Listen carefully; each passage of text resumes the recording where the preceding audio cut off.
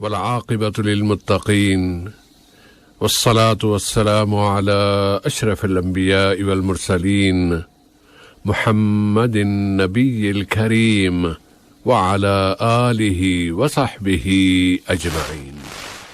Urdu radio سے programme نور اسلام سننے والوں کی خدمت میں محترم مولانا عبدالباسط العمری اور سیف الرحمان کی جانب سے السلام علیکم ورحمۃ اللہ وبرکاتہ۔ سامعین، علم کے حصول کے لیے اس پروگرام کے ابتدا میں حسب معمول پہلے آپ سامعین کی طرف سے ٹیلی فون کال وصول کی جائیں گے، سوالات وصول کیے جائیں گے۔ دوسرے مرحلے میں دعا کے بعد پھر سوالات کے جوابات کا سلسلہ ہوگا اور اس میں ایس ایم ایس کے سوال بھی شامل کیے جاتے ہیں۔ ایس ایم ایس کی نمبر ہے 92080، جبکہ ٹیلی فون نمبر ہے 443-443-77۔ تو آج کے پروگرام کی پہلی کال اب ہم ریسیو کر سکتے ہیں۔ السلام علیکم۔ ہیلو جی بھائی، السلام علیکم۔ جی میرا نام عبد الماجد ہے۔ کیا نام بھائی؟ عبد الماجد صاحب، خوش آمدید۔ میرے دو سوال ہیں۔ پہلا سوال یہ ہے، جو اگر کسی بھی جنازے کی نماز ہم لوگ پڑھنے جاتے ہیں جی تو ایک بار ایسا ہوا کہ لوگ ایک ہی صف میں ٹھہرے ہوئے، پھر کسی نے کہا کہ نہیں 4-5 صف ہونا، تو اس کا مجھے سمجھ میں نہیں آیا کیوں ایسے کہا اس وقت لوگوں نے۔ اچھی بات۔ تو ہاں، یہ پہلا سوال۔ دوسرا سوال یہ ہے کہ یہ رسول صلی اللہ علیہ وسلم کے زمانے میں کوئی مطلب جیسے بولتے ہیں آج کل ہم حنفی ہیں، ہم مالکی ہیں، ایسا تو کچھ تھا نہیں۔ مطلب ماشاء اللہ سب رسول صلی اللہ علیہ وسلم کو فالو کرتے تھے جی، اور ابھی بھی ہم لوگ کو پتا ہے ڈفرینشیٹ کر سکتے ہیں حدیث میں جو صحیح ہے غلط ہے، پھر بھی لوگ تقلید کرتے ہیں، تو اس کے بارے میں کیا ہے، وہ لوگ صحیح ہے یا نہیں؟ اچھی بات۔ جب ان کو پتا ہے کہ صحیح حدیث ہے پھر بھی جی ضرور بھائی۔ اور وعلیکم السلام ورحمۃ اللہ وبرکاتہ۔ اور اگلی کال لے لیتے ہیں۔ السلام علیکم۔ علیکم السلام ورحمۃ اللہ۔ سر میں امر اللہ اب دونوں میں سے کوئی ایک تھوڑی دیر سے انتظار کر لیں۔ ایک صاحب جو انتظار کر لیتا ہوں۔ اچھی بات ہے۔ دوسرے صاحب جو سلام جنہوں نے پہلے کیا تھا، ندیم صاحب ذرا مائک ذرا قریب کر لیجیے منہ کے، تھوڑی کی آواز آپ کی دور سے آ رہی ہے۔ ندیم بھائی؟ جی ندیم بول رہا ہوں سر۔ جی، سوال کیا ہے بھائی؟ جی اجمان صاحب بول رہے ہیں۔ السلام علیکم۔ وعلیکم السلام۔ دو سوال ہیں فرمائیے۔ پہلا میرا سوال تو ہے نماز کی آواز صحیح ہے؟ جی، آپ ہماری یہ میں آپ سے عرض کر رہا تھا کہ آپ کی آواز کہیں آپ کے نا لائن میں کوئی پرابلم ہے جو، تو اب آپ ریسیور ڈائریکٹ مجھ سے بات کر لیجیے، سوال لکھوا دیجیے، اس کے بعد پھر میں آپ نشرہ سن لیجیے گا، پھر اس میں بھی چھوٹے آنے ان شاء اللہ سے خیر ہوگی۔ ذرا سوال بتا دیں، نماز سے متعلق کیا سوال ہے؟ جی ہمارا تو یہ سوال ہے کہ جب کچھ لوگ نماز کے لیے بولتے ہیں، کیونکہ تو وہ بولتے ہیں کہ نماز پڑھنے سے کچھ نہیں ہوتا، وہ بولتے ہیں کہ فلاں آدمی نماز پڑھتا ہے وہ جھوٹ بولتا ہے، اور آدمی نماز پڑھتا ہے وہ غیبت کرتا ہے، کوئی اثر نہیں ہے نماز کا۔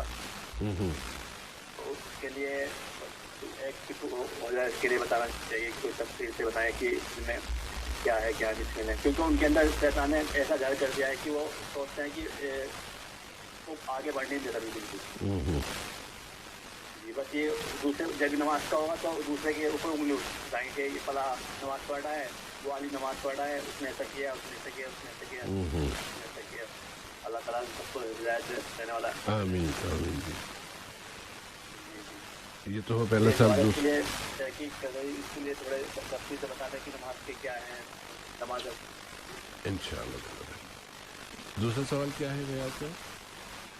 جی میرا دوسرا سوال یہ ہے کہ بھائی کہ جیسے بیوی کا اپنے شوہر کا حق ہوتا ہے، جی وہ بات صحیح ہے، لیکن اگر کسی کی وائف جوائنٹ فیملی کے اندر رہتی ہو اور اس کے بعد اس کی جو ضرورت ہے وہ اس کا شوہر کو ضرورت پوری کر رہا ہو، اس کو ہر چیز دے رہا ہو، کیسا ہر چیز دے رہا ہو، لیکن وہ کیا लेकिन वो कुछ पैसा लेने से इनकार कर देना, पैसा ले वो,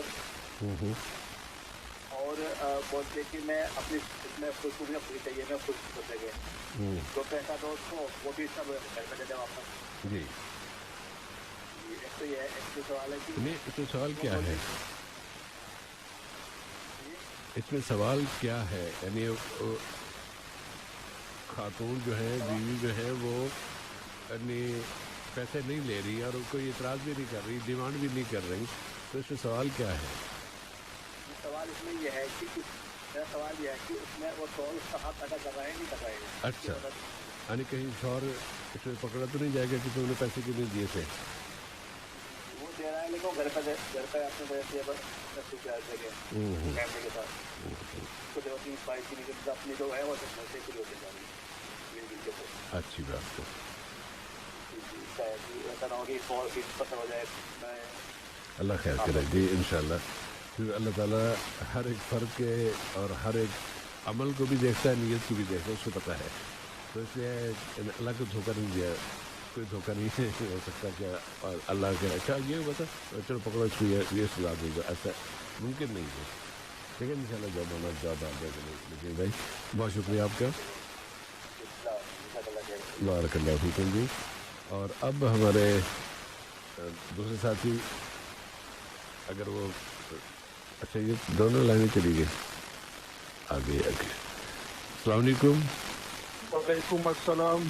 भाई मैं अमरुल्लाह दीवान। जी अमरुल्लाह भाई, मेरा एक ही सवाल है कि जिस तरह से हम लोग कलमा पढ़ते हैं ला इलाहा इल्लल्लाह मुहम्मदुर रसूलुल्लाह, रसूलुल्लाह जी जी, तो इस तरीके से कलमा और बाकी गुज़श्ता रसूल नबियों को मिला है, जैसे कि ला इलाहा इल्लल्लाह मूसा कलीमुल्लाह, ला इलाहा इल्लल्लाह इब्राहिम खलीलुल्लाह, ऐसा करके गुज़श्ता नबियों में से किसी को मिला है ऐसा कलमा? अच्छी बात है, देख लेते हैं। जी बस एक ही सवाल है मेरा जी, अगर मिला है तो कितने नबियों को मिला है, जरा ये भी बता दीजिएगा। इसमें तफसील की बात थोड़ी सी होगी, और इंशाल्लाह फिर वो जवाब आएगा ना, उससे बात कर लेंगे। अल्लाह हाफिज़। ठीक है अल्लाह भाई, बहुत शुक्रिया आपका। और जिस तरह हम सामीन सर्च करते हैं कि प्रोग्राम के पहले हिस्से में ही हम चाहते हैं कि सामीन के सवाल वसूल कर लें, और उसके बाद फिर जवाब का सिलसिला शुरू हो, ताकि दरमियान में कोई डिस्टर्बेंस ना हो। टेलीफोन नंबर है 44343777, इस पर अभी आप बाकायदा करके सवाल पेश कर सकते हैं, और हम इसे नोट कर लें।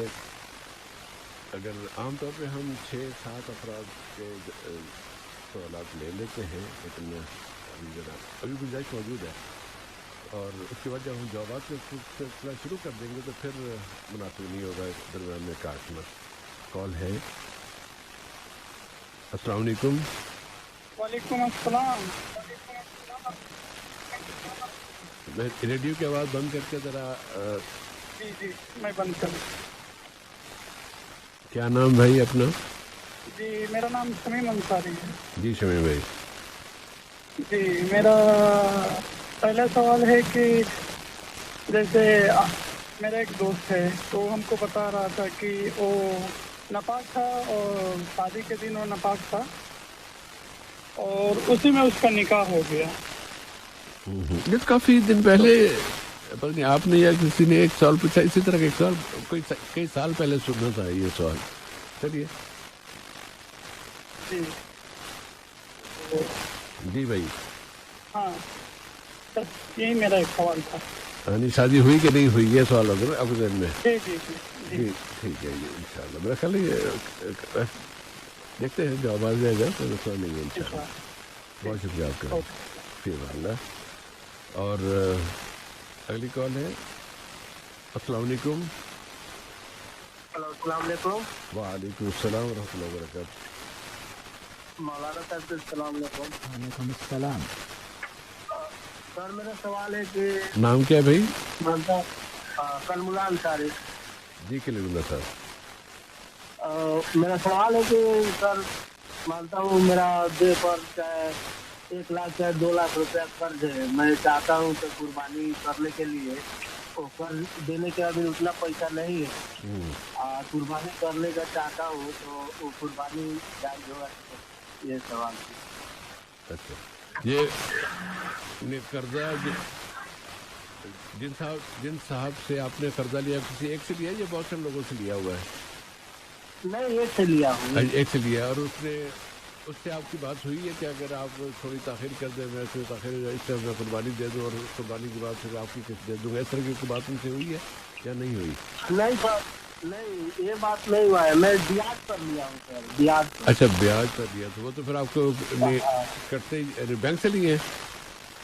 नहीं नहीं, हाँ नहीं वो, अच्छा, किसी आदमी से लिए? अच्छी बात, अल्लाह ताला सबको ब्याज से बचाए। और कोई सवाल है हमारे कलीमुल्लाह साहब? अच्छा, बहुत शुक्रिया आपका, इंशाल्लाह बारी आने में जवाब आ जाएगा। और अगली कॉल है। अस्सलाम वालेकुम। अस्सलाम वालेकुम भाई। वालेकुम सलाम व रहमतुल्लाह। क्या हाल है? ठीक ठाक है, बारकल्लाह फीकुम। क्या नाम है? ये मोहम्मद अब्बास बोल रहा हूँ।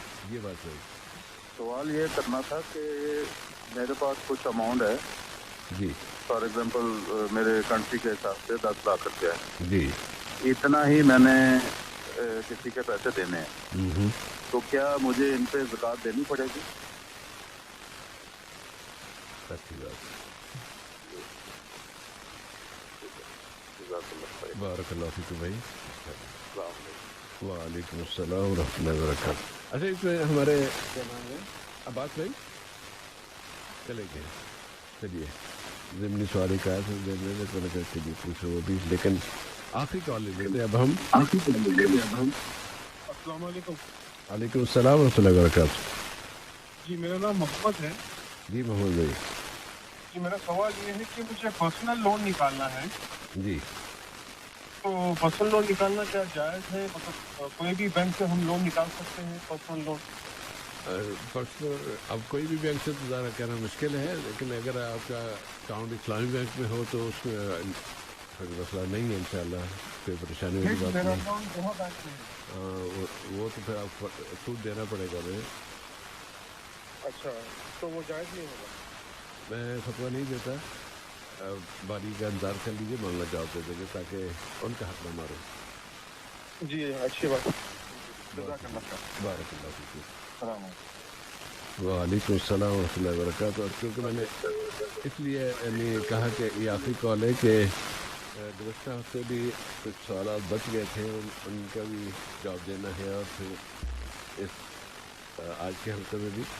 तो अब आपसे हैं फिर अगले मरहले की तरफ, जैसे हमारी दुआ है, या आपको याद होगा कि गुज़श्ता हफ्ते हमने जो दुआ याद करने की कोशिश की थी, उसमें उसके अल्फाज थे कि अल्लाहुम्मा इन्नी अऊज़ु बिका मिनल कुफ्रि वल फ़क़्रि व अज़ाबिल क़ब्र।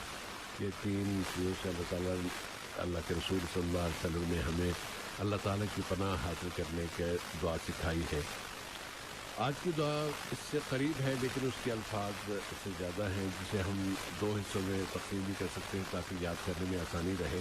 मैं आपको जो मुकम्मल दुआ है वो बता देता हूँ। उसमें भी कई एक से ज़्यादा रिवायतें हैं, और रिवायतों के साथ से अगर लंबी रिवायत ली, मैं कोशिश करता हूँ या कोशिश ये रहती है कि लंबी रिवायतें ना ली जाएँ, ताकि अगर मजबूरन को देनी भी पड़े तो उसे हिस्सों में बांट दिया जाए।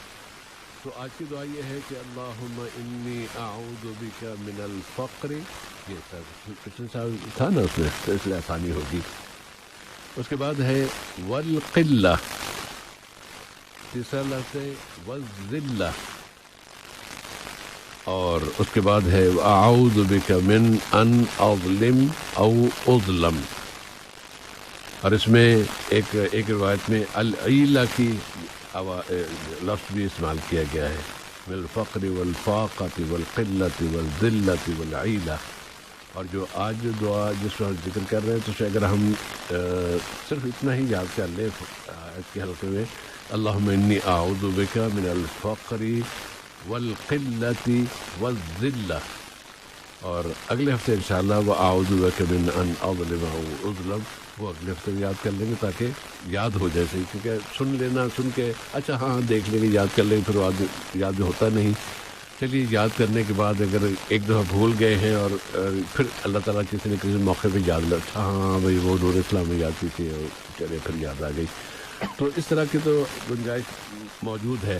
لیکن اگر آدمی بالکل ہی پتہ ہی نہ ہو کہ اللہ کے رسول ہمیں کتنی بڑی نعمتیں عطا فرما گئے ہیں، قرآن پاک کی کتنی بڑی نعمتیں موجود ہیں کہ دعائیں موجود ہیں، اس صورتحال میں یہ مسئلہ ہو، اس طرح کی صورتحال ہو.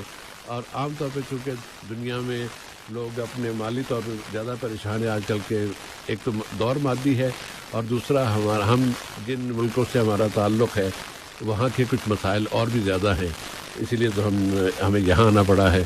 اور وہاں مسلمان ملکوں کے حالات اور مسلمانوں کے اپنے حالات وہ کافی زیادہ پریشان کن ہیں کہ ان کو چوروں، ڈاکوؤں اور کرپشن کرنے والوں کا سامنا ان کے ساتھ پیش آ رہا ہے، اس کی وجہ سے ان کے مسائل بڑھ رہے ہیں. تو ایسے میں انسان کی جو مالی ضروریات ہیں ان کی تکمیل کے لیے غربت اور فقر اور فاقے اور بھوک سے اور افلاس سے بچنے کے لیے اللہ کے رسول صلی اللہ علیہ وسلم نے جو دعائیں سکھائی ہیں ہمیں ان کی طرف توجہ کرنی چاہیے. اللہ تعالیٰ ہمارے رزق میں اضافہ فرمائے.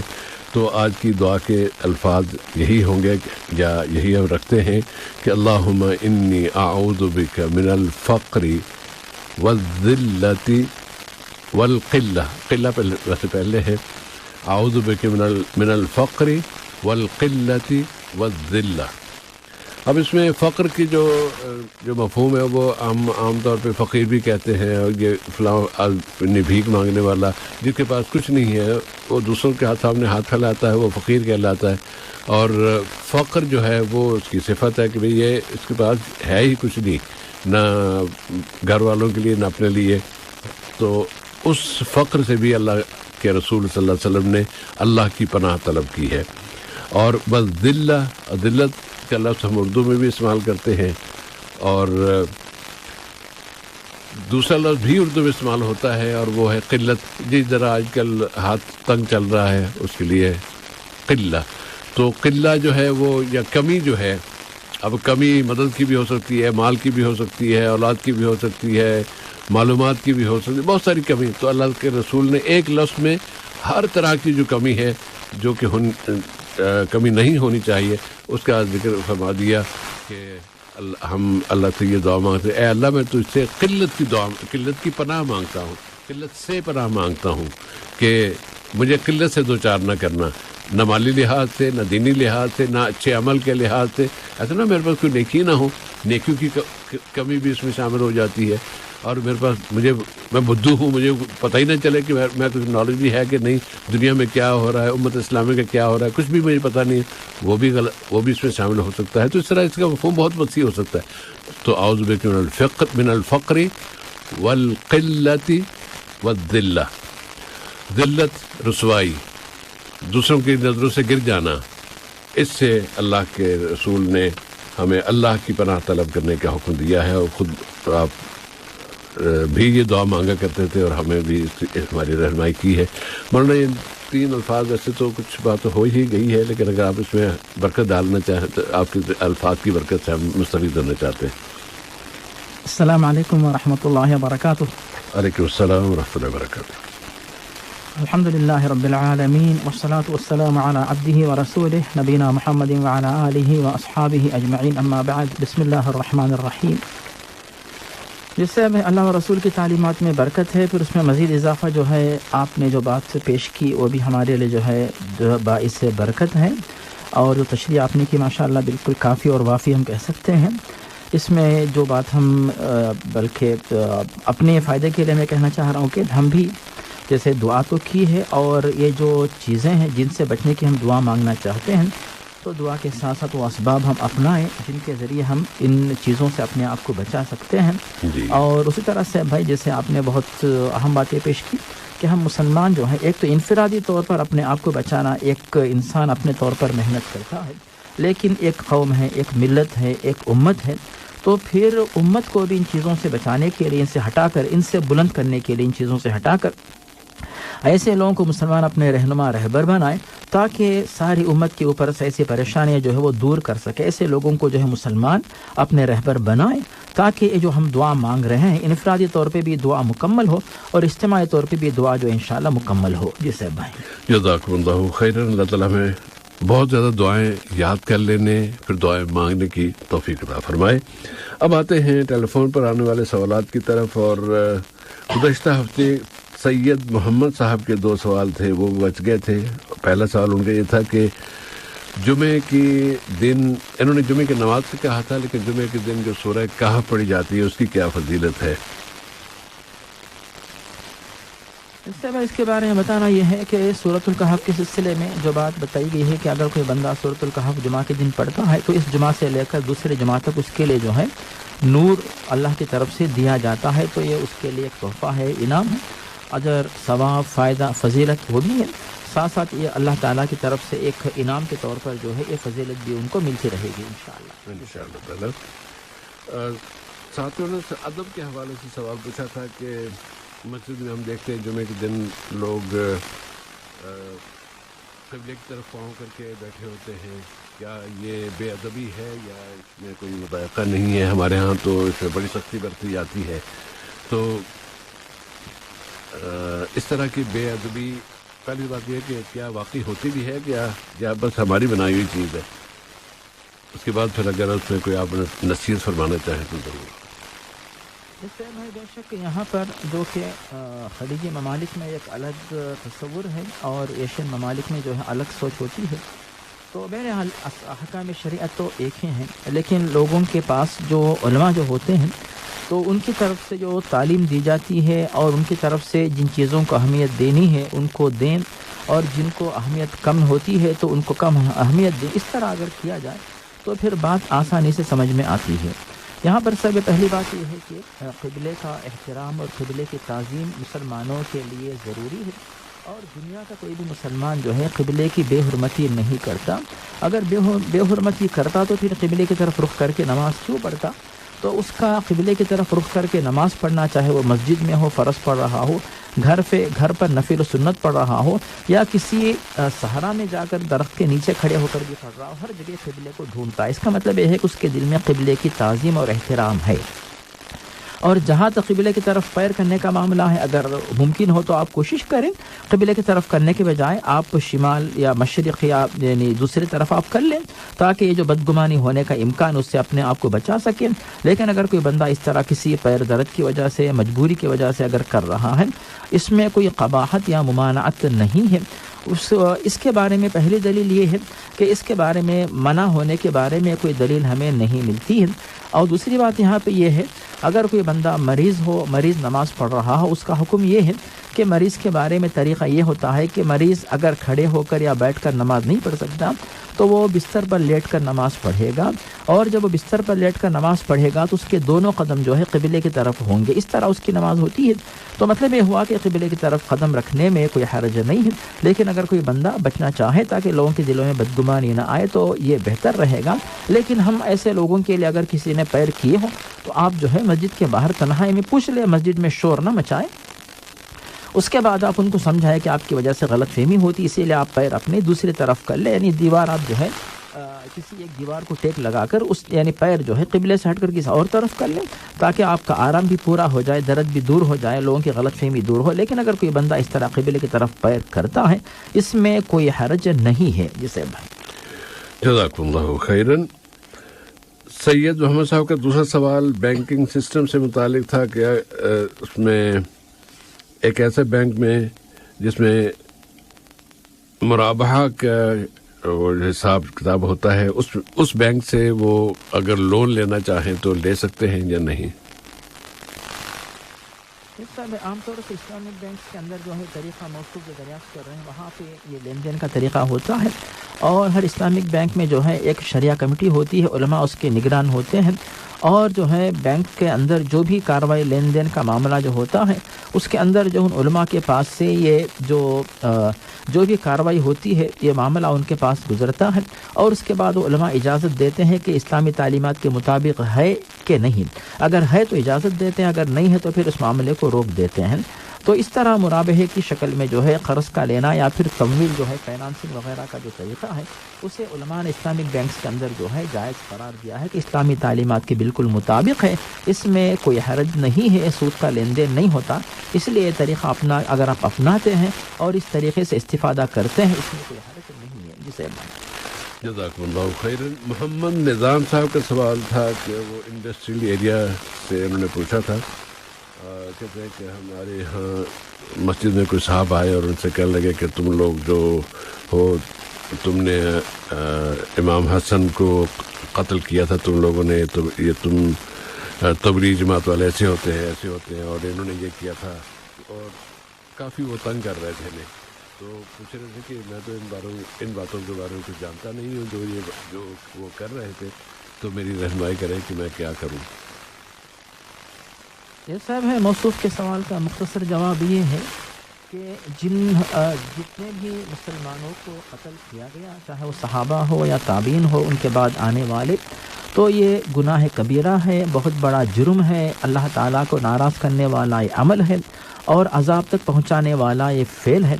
اور جتنے بھی لوگوں نے حضرت علی ہو، حضرت حسن، حضرت حسین جن کو بھی شہید کیا ہے، تو ان کے بارے میں تمام مسلمان ناراضگی رکھتے ہیں، کوئی بھی ان سے خوش نہیں ہوتے، ان کے حق میں دعائیں نہیں دیتے، بلکہ ان کے بارے میں ناراضگی کے الفاظ ہی نکلتے ہیں. اب اس کے بعد جو جرم انہوں نے کیا ہے، انہوں نے کیا توبہ کی نہیں کی، ان کے ساتھ اللہ تعالیٰ کیا معاملہ کرے گا، اس کو تو اللہ تعالیٰ ہی جانتا. اسی لیے ہم اس کے بارے میں جو ہے یہ نہیں کہتے کہ ہم ان کی طرف سے طرفداری کر رہے ہیں یا پھر ان کی وکالت کر رہے ہیں، نعوذ باللہ، ایسے بالکل نہیں، بلکہ اس جرم کے سخت مخالف ہیں. ایسے جرائم سے تمام مسلمانوں کو ناراض رہنا چاہیے. یہ ہو گئی پہلی بات. دوسری بات، جہاں تک مساجد میں جو لوگوں کا آنا، اس کے بعد جو ہے مساجد کے اندر جو ہے صفائی کی ضرورت کا پیش آنا ہے، تو ہر دن جو ہے جب لوگ نماز پڑھتے ہیں، آتے ہیں، جاتے ہیں، اس کے بعد پھر صفائی کا انتظام ہوتا ہے، تو مسجد استعمال میں آتی ہے، پھر اس کی صفائی ہوتی ہے. تو آپ جو صاحب اس پر اعتراض کرتے ہیں ان سے بھی کہتا ہے آپ بھی آئیے، نماز پڑھیں، انشاءاللہ صاف کر کے دے دیں گے، آپ فکر مت کیجیے، صفائی کا انتظام ماشاءاللہ مسجد میں ہے. تو اس طرح آپ ان کے دل کو خوش کر کے خاموش کر دیجیے. جزاک اللہ خیراً. اور آج کے سوالات میں عبد الماجد صاحب کا سوال تھا کہ کسی جگہ وہ جنازے میں شریک ہوئے تو ایک ہی صف میں لوگ کھڑے ہوئے تھے، لوگوں نے کہا کہ نہیں 4-5 صفیں ہونی چاہیے، یا پوری صف کو 4-5 حصوں میں تقسیم کر کے 4-5 صفیں بنا دیں. اس کی کیا اہمیت ہے؟ یہ صاحب ہے جہاں تک جنازے کا جو معاملہ ہے، نماز جنازہ کے متعلق بہت ساری احادیث مروی ہیں، اور جو ان احادیث کا ملخص یہ ہے کہ اگر کوئی بندہ کسی جنازے میں شرکت کرتا ہے اور صرف نماز کی حد تک وہ شریک رہتا ہے، اسے 1 قیرات کے برابر ثواب ملے گا، اور اگر تدفین کی تکمیل تک وہ شریک رہتا ہے تو اسے جو ہے 2 قیرات کے برابر ثواب حاصل ہوگا. تو پھر صحابہ کرام کے سامنے نبی کریم نے واضح کہ 1 قیرات کا مطلب جو ہے 1 احد کے پہاڑ کے برابر ہے. تو اگر کوئی بندہ جو ہے اس طرح شرکت کرتا ہے، کیونکہ جنازے کا بھی احترام ہے، تکریم ہے، مسلمان چاہے زندہ ہو یا دنیا سے جا چکا ہو تو اس کا بہت احترام ہونا چاہیے. اس اعتبار سے مسلمان جو ہے جنازے میں شرکت کرتے ہیں اور نماز جنازہ میں شرکت کرتے ہیں، پھر تدفین میں بھی حاضر رہتے ہیں، تو ان کو جو ہے 2 پہاڑوں کے برابر ثواب لکھا جاتا ہے. یہ ہو گئی پہلی بات. دوسری بات یہاں پہ ہے بھائی کہ بے شک یہ بات صحیح ہے، اگر کسی جنازے میں 3 صفیں یا اس سے زیادہ ہو تو اس بندے کی مغفرت کی جاتی ہے. اسی طرح بعض روایات میں 40 افراد، بعض روایات میں 100 افراد کا ذکر ہے کہ جو لوگ توحید کو ماننے والے ہوں، ایسے لوگ جنازے کی نماز پڑھتے ہیں تو پھر ایسی میت کی مغفرت ہو جاتی ہے. تو یہ تمام جو ہے دلائل ایسے ہیں جن کی روشنی میں جو ہے کثرت تعداد مقصود ہے. اور اس کثرت تعداد کے ساتھ ساتھ جو ہے علماء نے بھی بات پیش کی کہ ہاں 1 صف کے بجائے جو ہے تاخدد میں زیادہ صفیں رکھی جائے، کیونکہ بعض روایات میں 3 صفوں کا ذکر چونکہ ملتا ہے تو صفوں کو بھی بڑھایا جائے. اس میں جو ہے صفوں کو بھی بڑھایا جائے، تعداد کو بھی بڑھایا جائے، تاکہ اس میت کے حق میں جو ثواب پہنچانے والے، دعا کرنے والے ہیں، ان کی تعداد زیادہ ہو، اور جو ثواب اس میت کو پہنچایا جا رہا ہے تو اس کی مقدار بھی زیادہ ہو. اصل مقصود جو ہے ثواب زیادہ ہونا مقصود ہے، تو اس اعتبار سے زیادہ لوگ حاضر ہو کر اس میت کو ثواب پہنچائیں گے. جزاک اللہ خیراً. اور عبد الواجد صاحب دوسرا سوال فرقوں کی تقسیم کے حوالے سے تھا کہ رسول اللہ صلی اللہ علیہ وسلم کے زمانے میں تو ایسی تقسیم نہیں تھی، یا نفی مالکی فلاں یہ فلاں. تو جب ہم کسی سے بات کرتے ہیں، ان کو کوئی اللہ کے رسول کی حدیث بتاتے ہیں کہ اللہ کے رسول نے یہ فرمایا، تو وہ اس سے رجوع کر دیتے ہیں. کیوں کر دیتے ہیں؟ وہ ترجیح دیتے ہیں اپنے فرقے کو یا اپنے مسلک کو جس کے وہ قائل ہوتے ہیں. آپ کیا رہنمائی فرمائیں گے ان کی؟ جی صاحبہ، اس کے بارے میں پہلی بات یہ ہے کہ اللہ تعالیٰ نے واضح کر دیا سورۃ محمد آیت نمبر 33 میں کہ یا ایھا الذین آمنوا اطیعوا اللہ واطیعوا الرسول ولا تبطلوا اعمالکم. ایمان والو، تم لوگ اللہ تعالیٰ کی فرما برداری کرو، اللہ کے رسول کی فرما برداری کرو، اور خلاف ورزی اگر کرو گے تو پھر اعمال برباد ہو جائیں گے. اس طرح اپنے اعمال کو برباد مت کر لو. یہ تو ہوگی پہلی بات. دوسری بات یہاں پہ ہے بھائی کہ آپ نے اس سے پہلے بھی واضح کر دیا کہ یہ جو ائمہ کرام رحمہم اللہ جو تھے، ان کا جو زمانہ تھا یہ تقریباً جو ہے 2 صدیوں کے اندر ان کا زمانہ گزر گیا، اور ہر ایک امام کے نام سے جو مسلک بنا وہ تقریباً 600 سال گزرنے کے بعد الگ الگ مسلک بنائے گئے. اس سے پہلے لوگ اپنے آپ کو اس طرح ائمہ کی طرف منسوب نہیں کر رہے تھے. یہ ہو گئی دوسری بات.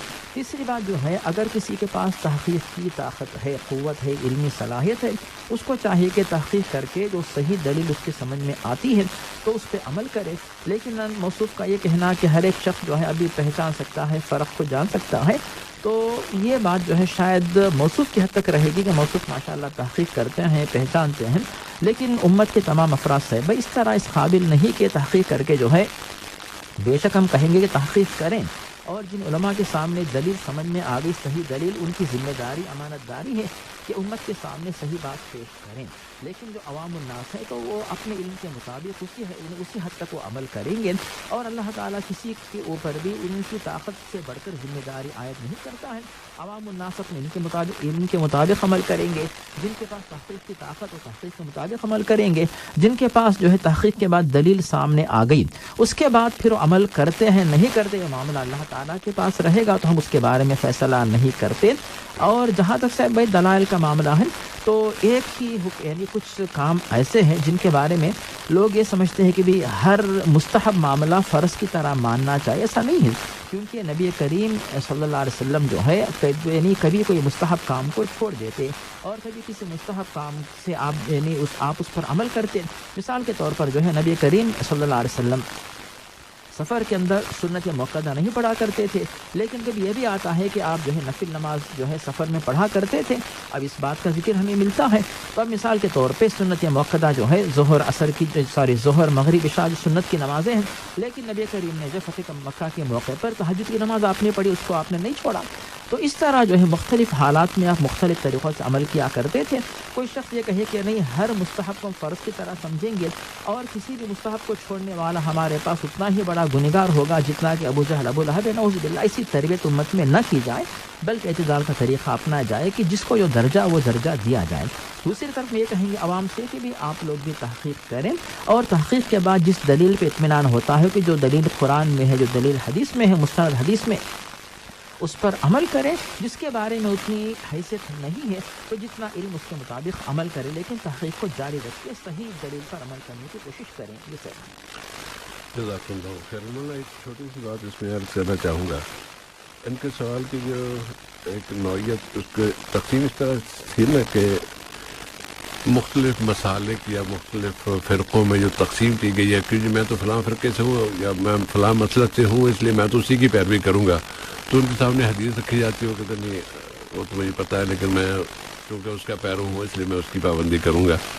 یہ جو صورتحال پیدا ہوئی نا ہمارے عبد المجید بھائی، اس کی ایک وجہ بھی ہے، اور وہ عوام کی طرف سے ہے، یا اس وجہ کو بنیاد بنایا گیا ہے. اس میں وہ کیا ہے، لوگوں کی طرف سے یہ پوچھنا کہ اچھا جی فلاں مسلک میں کتنے فطر ہیں، اس میں جی ایک بھی پڑھ سکتے ہیں، فلاں میں نہیں 3 لازمی ہیں. اس میں تو لوگ اچھا نہیں، اگر یہ جائز ہے اور ممکن ہے کہ کسی دلیل سے اس نے کسی ایک موقف کو اختیار کیا ہو، تو کہتے ہیں ہاں یہ دلیل تو ہے، حدیث تو ہے، اللہ رسول نے اس طرح کیا ہے، یا صحابی نے یہ فلاں صحابی نے کیا. اس پر یہ الزام لگا دیا جاتا ہے کہ اچھا جی فلاں صاحب جو ہے نا وہ تو بس آسانیاں ڈھونڈ رہے ہیں، وہ آسانی اس مسئلے میں ملے تو اس پہ عمل کرتے ہیں، اگر وہاں کسی اور جگہ دیکھی تو آسانیوں سے لوگوں کو اس جرم سے بچانے کے لیے کہ وہ بس آسانیاں تلاش کرتے رہیں، ان کو ہم نے پابند کر دیا کہ بس اگر تمہیں ایک مسئلہ جو تم نے اختیار کیا ہے تو بس اسی پہ رہو. اگر تم حنفی ہو، حنفی میں بھی اگر دیوبندی ہو، یا اگر بریلوی ہو، یا اگر فلاں ہو، تو بس اس سے ہٹنا تمہارے لیے گناہ، وہ ایسا سکھا دیا گیا ہے کہ تم گناہگار ہو جاؤ گے اگر تم ہٹو گے. تو وہ جو ایک عمل کسی نے کیا نہیں کیا پتہ نہیں ہمیں، لیکن بنیاد اس کو بنایا گیا ہے کہ جو لوگ آسانی ڈھونڈتے ہیں اور آسانی تلاش کرتے ہوئے دین کو سارا اس کا مذاق بنا دیں گے. اس سے بچانے کے لیے ہم نے اس پہ یہ پابندی لگائی ہے کہ آپ اپنے مسلک کو نہ چھیڑیں. اور ہمارے ایک سربراہ بھی تھے نا، وہ جملہ اکثر کہا کرتے تھے، جملہ غلط ہے لیکن انہوں نے بہت زیادہ اس پہ زور دیا تھا کہ اپنے مسلک کو چھوڑو نہیں اور کسی دوسرے کے مسلک کو چھیڑو نہیں. حالانکہ دونوں کام کرنے چاہیے. اصل چیز حقیقت کو تلاش کرنا چاہیے کہ اللہ کے رسول صلی اللہ علیہ وسلم جو ہمارے رسول ہیں، جو نبی ہیں، ان کی پیروی کرنی ہے. اور یہ سارے آئمہ انہی کی پیروی کر رہے تھے. کسی کے پاس کوئی معلومات آئی، حدیث ملی نہیں ملی، اور اس نے اس کے مطابق اگر فتویٰ دیا تھا تو ٹھیک ہے. اگر غلطی ہو تو اس میں رجوع کیا جا سکتا ہے. اور رجوع کرنے کا مطلب یہ نہیں کہ آسانی ڈھونڈ رہے ہیں، بلکہ رجوع کرنے کا مطلب یہ ہے کہ یہ اپنے اصل کی طرف جا رہے ہیں کہ اللہ کے رسول نے کیا فرمایا. اسی کو سب نہیں مانتے ہیں، لیکن کہیں نہ کہیں اختلاف ہو رہا ہے. اور اب تو لوگ کفر تک پہنچ گئے ہیں. کہتے ہیں کہ یہ فلاں مسلک، میرے مسئلے کے خلاف باقی سب کافر، باقی سارے جہنمی، باقی سارے یہ اس طرح کے. ہم ان تمام بیماریوں، ان تمام کمزوریوں اور ان تمام کوتاہیوں کے باوجود ہم امت کو اکٹھا کرنے کی کوشش کرتے ہیں. یہ کہتے ہیں کہ امت اگر اکٹھی ہوگی، ایک دوسرے کے قریب آئے گی، اپنی غلطیوں کو، اپنی کوتاہیوں کو، ان سے جان چھڑائے گی، نیکیوں کو اختیار کرے گی، دوسروں کا خیال رکھے گی، تو امید ہے کہ ایک پھر ایک دوسری اقوام کے سامنے، دنیا کے سامنے وہ ایک امت، ایک آواز ہونے کی کوئی شکل بن جائے گی. ورنہ تو اس وقت بھانت بھانت کی بولیاں ہیں، بھانت بھانت کی آوازیں ہیں، اور امت جو ہے بالکل بکھری ہوئی ہے. اور اس میں پھر جس کو موقع ملتا ہے وہ اسے یعنی رگیدتا ہے، اس کو لوٹتا ہے، اس کو تباہ کرتا ہے، اس کو بم مارتا ہے، اور جو کچھ مسائل ہو رہے ہیں وہ سارے آپ کے سامنے. اگلا سوال ندیم خان صاحب کی طرف سے کہ نماز کے حوالے سے ان کا وہ پوچھنا چاہ رہے تھے کہ اگر کسی سے کہا جاتا ہے کہ بھئی آپ نماز پڑھیں تو کہتے ہیں کہ نماز پڑھنے کا کیا فائدہ، وہ فلاں آدمی نماز پڑھتا ہے وہ جھوٹ بولتا ہے، فلاں آدمی یہ نماز پڑھتا ہے وہ یہ کوئی اور گناہ بتا دیا یا کوئی اور خامی بتا دی. تو ایسے لوگوں کے ساتھ کیا کیا جانا چاہیے، کس طرح ان کو قائل کیا جائے کہ وہ نماز کی طرف آئے؟ جی صاحب بھائی، اس طرح کی باتیں وہی لوگ کرتے ہیں جو در حقیقت جو ہے نماز کے چور ہوتے ہیں اور نماز کے بارے میں سستی اپناتے ہیں اور نماز پر مطمئن نہیں ہوتے اور نماز کے بارے میں جو ہے ان کا دل خوش نہیں رہتا. ورنہ کسی دوسرے کی کمزوری کے بارے میں اپنے لیے دلیل بنانا کہ وہ شخص نماز تو پڑھتا ہے مگر برائی کرتا ہے، ہم ان سے کہیں گے کہ آپ نماز پڑھیے اور برائی مت کیجیے، تو اس کے اندر جو برائی ہے، کوتاہی ہے، اس میں تو یعنی ایک حد تک تو نمازی تو ہے لیکن دوسری جو برائی وہ کر رہا ہے تو اس کے بارے میں محاسبہ ہوگا. لیکن جو لوگ نماز بھی نہیں پڑھتے ہیں تو پھر یہ اس سے بڑا گناہ کا کام ہے. تو یہ کہنا کہ نماز ہے اس کے باوجود جو ہے وہ غلطی کر رہے ہیں تو یہ کوئی دلیل نہیں ہے، کیونکہ اس کا مطلب یہ ہوتا ہے کہ نماز کی پابندی ہمارے اوپر یہ ضروری نہیں، کیونکہ نماز کا فائدہ ان کو چونکہ نہیں ہوتا ہے تو ہم بھی نماز نہیں پڑھیں گے. تو یہ جو ہے نماز کے انکار تک معاملہ پہنچا سکتا ہے. اسی لیے ایسی باتوں سے اپنے آپ کو بچائیں. اور جب ہمیں بات ملتی ہے جو صحیح مسلم میں حضرت عمر بن خطاب سے نبی کریم سے جب حضرت جبریل نے پوچھا کہ آپ مجھے بتائیں کہ ارکان اسلام کیا ہے، تو نبی کریم نے 5 ارکان جو بتائے ان میں بتایا کہ تقیم الصلاۃ، کہ تمہارے لیے ضروری ہے کہ نماز کی پابندی کرو. اسی طرح بخاری مسلم میں حضرت طلحہ بن عبید اللہ سے مروی ہے، نبی کریم واضح فرماتے 5 صلوات فی اللیل واللیلہ، کہ ہر دن 5 وقت کی نمازیں پڑھنا تمہارے لیے فرض ہے.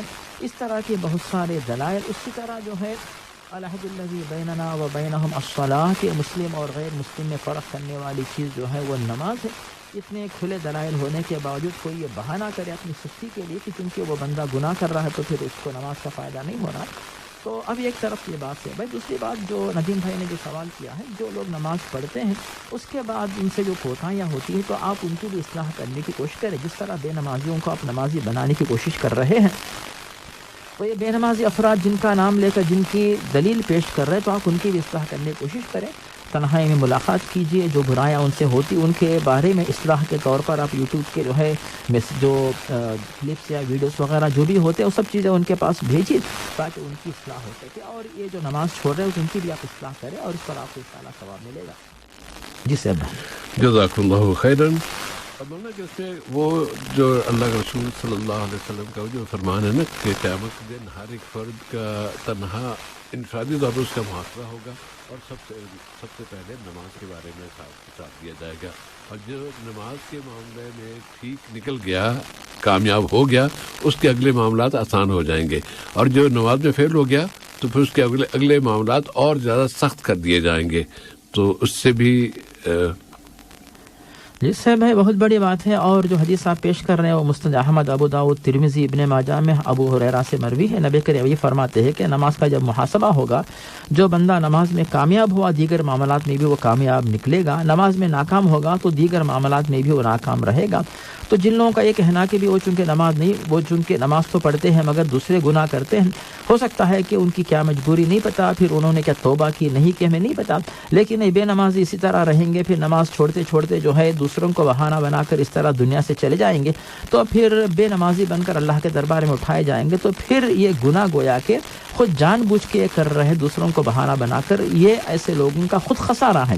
نہ ندیم بھائی کا خسارہ ہے، نہ جو دوسرے گناہ کر رہے ہیں ان کا خسارہ، بلکہ جو بہانے بنا رہے ہیں وہ اپنے خسارے میں رہیں گے، جو ان کے لیے بالکل مناسب نہیں ہے یا ان کی سمجھداری کے خلاف ہے. جسے جزاک اللہ خیر. ندیم بھائی کے دوسرا سوال یہ ہے کہ ایک آدمی اگر اپنی بیوی کے تمام حقوق ادا کرتا ہے، مالی بھی اور دوسرے بھی، تو اگر اس کی بیوی اس کے جو پیسے صرف اس کے لیے دیے جاتے ہیں کہ تم یہ اپنے طور پہ اپنی مرضی سے جیسا چاہے خرچ کرو، اور بچوں کے جوائنٹ فیملی میں رہتے ہیں تو وہ پیسے بھی وہ گھر کے اخراجات میں دوسری چیزیں وغیرہ میں ساری خرچ کر دیتی ہے اور کوئی پیسے اپنے پاس رکھتی بھی نہیں ہے. تو ایسے میں کہیں ایسا تو نہیں کہ شوہر پوچھا جائے کہ تم نے بیوی کی جو اس میں کوتاہی برتی ہے یا تو کوتاہی ہو گئی ہے، اس کی فلاں ضرورت تھی وہ پوری نہیں ہوئی، اور تمہارے پیسوں کے یا کمی کی وجہ سے یہ تمہارے جتنے پیسے جو ناکافی تھے. اس سے اس کا جواب اللہ تعالیٰ نے قرآن مجید میں دے دیا ہے کہ لِيُنْفِقْ ذُو سَعَةٍ مِّن سَعَتِهِ، کہ جس کو اللہ تعالیٰ نے مال کی فراوانی سے نوازا ہے اسے چاہیے کہ اپنے گھر والوں پر اپنے حیثیت کے مطابق خرچ کرے. اسی طرح حجۃ الوداع کے موقع پر نبی کریم نے جو خطبہ دیا، جو بخاری مسلم میں ابو بکر رضی اللہ عنہ سے مروی ہے، اس میں بتایا گیا ہے کہ بیوی کے جو حقوق ہیں یا جو گھر والوں کے حقوق جو ہیں کہ علیکم رزقہن و کسوتہن بالمعروف، کہ بھلائی کے ساتھ جو ہے ان کے کھانے پینے اور لباس کا تم خیال رکھو. تو جب موصوف کہتے ہیں کہ ماشاء اللہ جوائنٹ فیملی ہے اور گھر کے اخراجات کے لیے رقم ارسال کرتے ہیں، اور اس میں جو ہے کھانا پینا، علاج اور سکون اطمینان جو بھی خوشیاں گھر کی ہوتی ہیں ماشاء اللہ اس میں برابر کا جو ہے معاملہ پورا ہو جاتا ہے. اس کے بعد اگر موصوف خوشی سے پاکٹ منی کے طور پر الگ سے کچھ دیتے ہیں تو ان کی خوشی کی بات ہے، اور اگر ان کی وائف نہیں لیتی تو پھر یہ جو ہے ان کی اپنی مرضی، اس میں موصوف کی طرف سے کوئی کوتاہی نہیں ہو رہی ہے. جس سے بھائی نے بتایا کہ اللہ تعالیٰ بندوں کے تمام لوگوں کے دلوں کو جانتا ہے، واقف ہے، اور موصوف کوتاہی نہیں کر رہے اور نہ کوتاہی کرنا، نہ تو کوتاہی چاہتے ہیں. لیکن اگر آپ اپنی بیوی کے ساتھ بھلائی کرنا چاہتے ہیں، جتنی پاکٹ منی آپ ان کو دینا چاہتے ہیں تو ان کے نام سے کوئی اسلامک بینک میں اکاؤنٹ کھول دیجیے، اور جو وہ رقم آپ ان کو تحفے کے طور پہ دینا چاہتے ہیں ہر مہینہ کچھ رقم ان کے نام سے آپ جو ہے بینک میں ڈال دیجیے، یا پھر کسی ایک جگہ پہ ڈال دیجیے، اور تاکہ جو ہے ایک بڑی رقم بن جائے تو وہ رقم جو ان کو تحفے کے طور پہ دیجیے، یا پھر زیور کی شکل میں، لباس کی شکل میں، تو خاص طور پہ زیور کی شکل میں اچھا رہے گا تاکہ فیوچر میں وہ چیز کام آئے. اس طرح ان کو آپ جو ہے فائدہ پہنچا سکتے ہیں. تو یہ بھی ایک طریقہ اپنی بیوی کو خوش کرنے کا ہو سکتا ہے. جسے جزاک اللہ خیراً.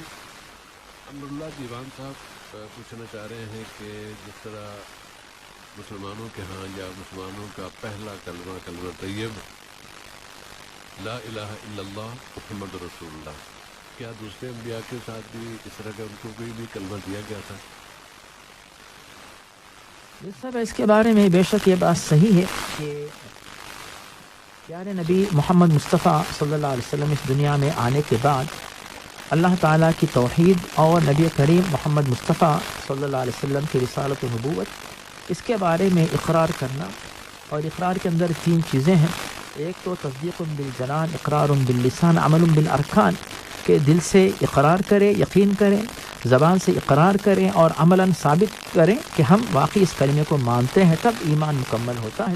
تو اس طرح جو ہے تمام جو بھی شخص مسلمان ہونا چاہے ان کے لیے جو ہے اس کلمے کو ماننا ضروری ہوتا ہے، اور بلکہ سب کے لیے ضروری ہے اس کلمے کو مانیں.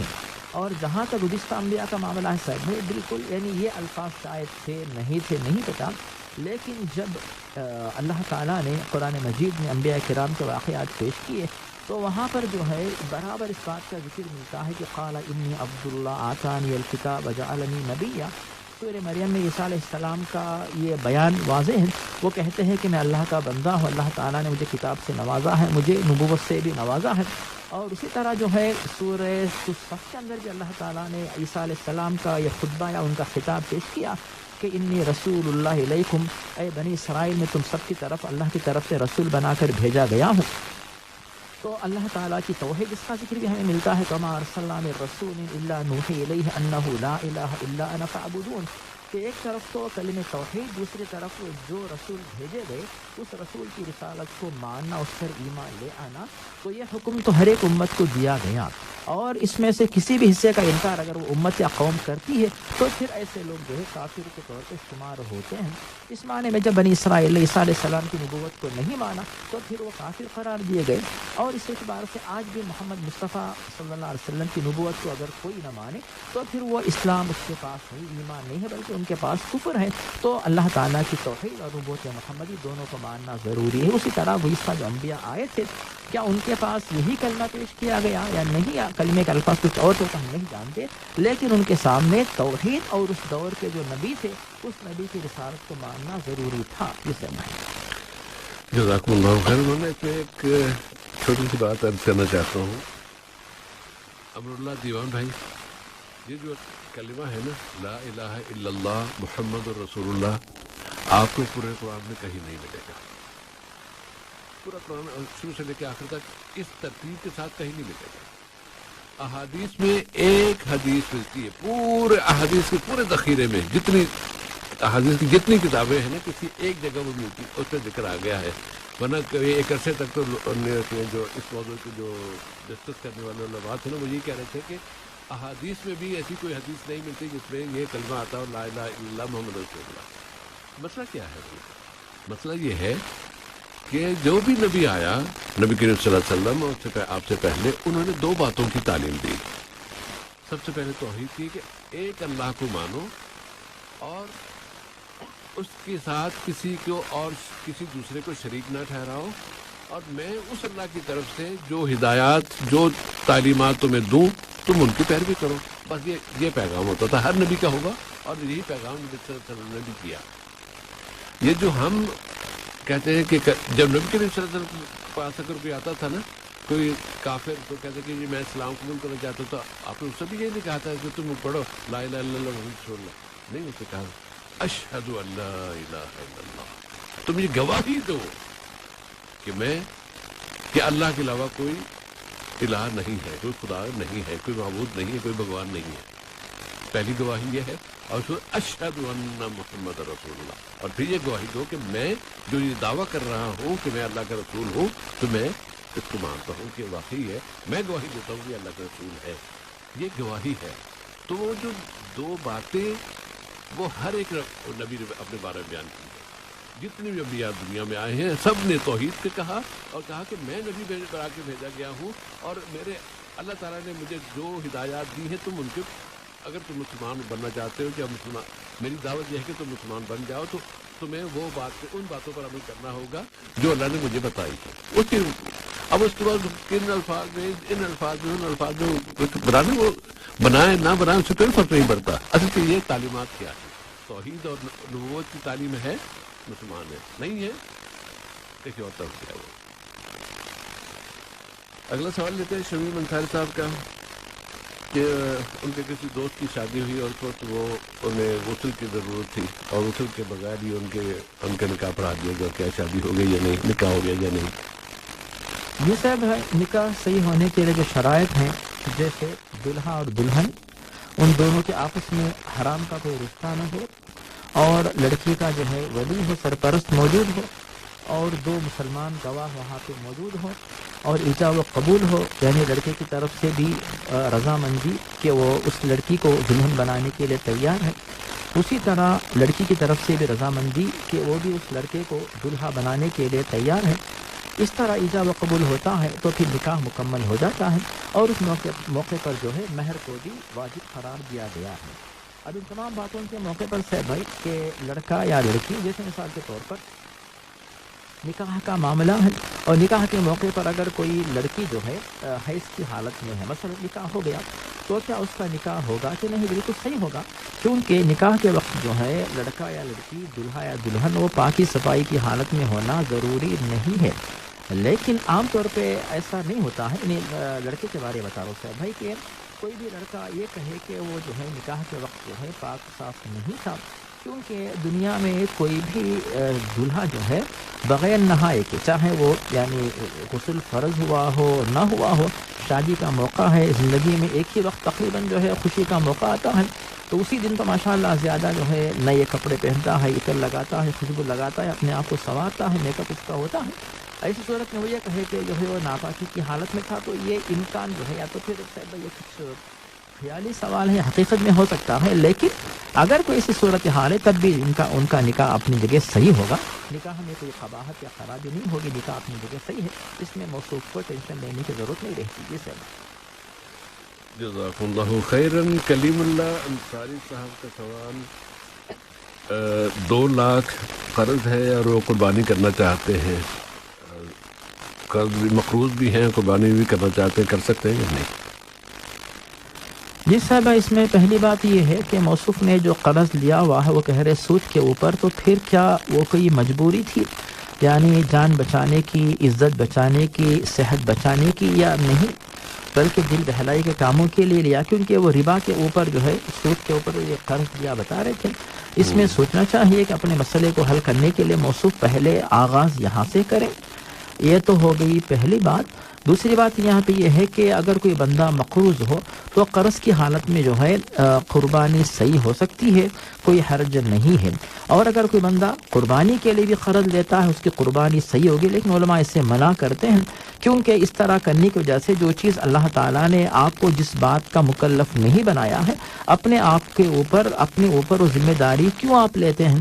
اگر آپ کے پاس حیثیت ہے تو پھر قربانی کیجیے، حیثیت نہیں ہے تو پھر آپ قرض لیں گے، اس کے بعد پھر قرض کی ادائیگی میں آپ سے تاخیر ہوگی، اگر اسی حالت میں دنیا سے چلے گئے تو پھر پکڑے جائیں گے، اور اگر تاخیر ہوگی تو جس نے قرض دیا ہے وہ جو ہے رسوا کر سکتا ہے، مطالبہ کر سکتا ہے، تو بہت ساری چیزیں، اسی لیے جو ہے یہ کہا جا رہا ہے کہ اگر آپ کے اوپر قرض ہے تو آپ جو ہے ایسی صورت میں قربانی نہ کرے، بلکہ قرض کی ادائیگی میں آپ جو ہے اس کو اہمیت دیجیے، ترجیح دیجیے۔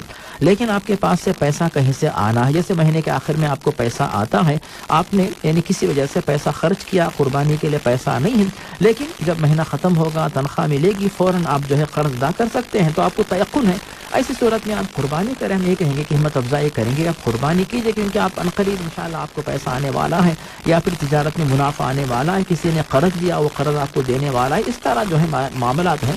ایسی صورت میں آپ اگر قرض لے کر قربانی کرتے اس میں کوئی حرج نہیں ہے، لیکن چونکہ صاحب بھائی معاملہ سودی قرض کا، اسی لیے ہم یہ کہیں گے موصوف سے کہ آپ ترجیح اس کو دیجئے، کیونکہ آپ جو ہے اس طرح اور پھر یعنی قربانی کریں گے، اس کے لیے آپ کے 10-15 ہزار روپے خرچ ہوں گے، تو پھر قرض کی ادائیگی میں تاخیر ہوگی، اس کی وجہ سے مزید آپ کو سود دینا پڑے گا، پھر سود دیتے رہیں گے تو اس پر آپ کو مزید گناہ ہوگا، تو آپ ایک ثواب کے لیے جو ہے سود دے کر مزید گناہ کما رہے ہیں، اسی لیے اس سال آپ جو ہے وہ قرض ادا کر دیجئے، اور اللہ سے دعا کیجئے کہ آنے والے سال سے ہر سال قربانی آسانی سے ادا کر سکے، پھر قربانی کر کے ثواب ہر سال کماتے رہیے۔ جی صاحب بھائی، جزاک اللہ خیرن۔ محمد عباس صاحب کا سوال کہ ان کے پاس ان کے اپنے ملک کے حساب سے اماؤنٹ 10 لاکھ ہے، 10 لاکھ پر کتنی زکوٰۃ ادا کرنا ہوتی ہے؟ جس صاحب یہاں پر بتانا یہ ہے کہ زکوٰۃ جو ہے 1 لاکھ کے اوپر جو ہے 2500 روپے کے حساب سے زکوٰۃ فرض ہوتی ہے، اور جب 1 لاکھ کو ہم 10 لاکھ تک لے کے جائیں تو پھر جو ہے 2500 جا کر جو ہے وہ چیز بن جاتی ہے تقریباً جو ہے 25,000، تو 25,000 روپے جو ہے یعنی 1 لاکھ پہ جو ہے 2500 ہو گئے، اور اسی کے آخر میں صفر بڑھا دیں گے تو پھر یہ 25,000 کی رقم بن جاتی ہے۔ تو ان تمام باتوں کی جو بنیاد ہے صاحب بھائی وہ ہے جو حدیث گزشتہ پیش کی ابو داؤد میں حضرت علی سے جو مروی ہے، اگر تمہارے پاس 20 دینار اگر موجود ہو اور اس پر 1 سال گزرتا ہے، ایسی صورت میں اس کے اوپر جو ہے آدھا دینار زکوٰۃ کے طور پر ادا کرنا فرض بنتا ہے۔ تو علماء نے بات پیش کی کہ یعنی 20 دینار سے مراد جو ہے یہ 7.5 تولہ سونا یا پھر 85 گرام خالص سونا جو ہوتا ہے وہ جو ہے زکوٰۃ کے نصاب کے طور پہ شمار ہوتا ہے، جس میں سے جو ہے 2.5% جو ہے زکوٰۃ کے طور پر ادا کرنا لازمی ہوتا ہے۔ جسے بھائی جزاکم اللہ خیرن۔ اور اس میں ذرا یہ بھی دیکھ لیجیے گا بھائی کہ آج کل آپ کی اگر پاکستان کی بات ہے یا کسی غریب ایسے ملک کی جہاں کی کرنسی بہت زیادہ ڈاؤن ڈول ہو رہی ہے، تو کیا 10 لاکھ میں اتنا سونا آ جاتا ہے کہ جس پر زکوٰۃ دینا فرض ہوتی ہے؟ جیسے کہ 7.5 تولے سونا کیا 10 لاکھ میں آ جائے گا؟ ذرا وہ صاحب دیکھ لیجیے۔ پہلی بات تو یہ وہ دیکھنا ہوگا کہ اتنا سونا آ جاتا ہے یا نہیں آتا تو پھر کچھ بھی نہیں ہے، پھر آپ زکوٰۃ نہیں دینی۔ اب ویسے اللہ کی راہ میں کچھ دے دیجیے، لیکن اگر 10 لاکھ میں آپ کو 7.5 تولے یا 52 تولے اور 52 گرام 85 گرام ہے نا، 85 گرام میں اگر آپ گولڈ نہیں خرید سکتے، اس میں نہیں آتا ہے، تو پھر آپ کو زکوٰۃ فرض نہیں ہے۔ جی صحیح بھائی۔ اور اگلا سوال ہم اگر اس میں ملتوی کر دیں، چلیے جلدی سے لے لیں، کیونکہ وہی پرسنل لون سے متعلق ہی تھا کہ پرسنل لون اگر وہ لیتے ہیں جس میں کہ سودی کاروبار ہوتے تو وہ لے سکتے ہیں یا نہیں؟ جس نے بینک کا نام بھی لیا تھا جی سر بھائی، اسی لیے موصوف کی آسانی کے لیے کہیں گے کہ اسلامک بینک کے اندر اسلامی طریقے کے مطابق اس طرح کا جو ہے اس طرح کی سہولت رکھی گئی ہے کہ آپ کو جو ہے لون دیتے ہیں اور اس میں اسلامی تعلیمات کی خلاف ورزی نہیں ہوتی، اس کے مطابق آپ عمل کریں تاکہ آپ کو قرض بھی مل جائے، آپ کا مسئلہ حل بھی ہو اور آپ اپنے آپ کو گناہ سے بھی بچا سکیں۔ جس سے بھائی اللہم آمین۔